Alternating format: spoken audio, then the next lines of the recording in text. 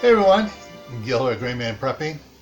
On today's episode of Your Prep for Today, I want to talk to you about sealing. That's with an S, not the ceiling above your head, but S for sealing stuff up. Weather sealing in particular. Now, some of you are saying, well, winter's over with. I don't need to worry about sealing up the house till next fall. Well, if during this winter some of the sealing around windows and doors and stuff like that has started to crack and leak, now's the time to take care of it, because summer's coming and the heat.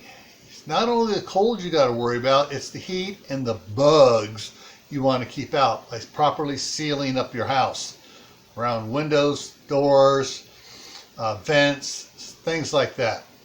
So go around the house with a notebook and mark everything down that needs to be fixed or repaired or replaced when it comes to sealing access to your house. All right? So stay happy no matter what life throws at you. Stay safe. Don't go out and do anything foolish. Keep adding to your preps: water, food, medicine, clothing. Learn a new skill every month. And grow food. Indoors and out. Grow food, because what they're selling at the stores nowadays has all sorts of chemicals on it, and you don't want that nasty stuff.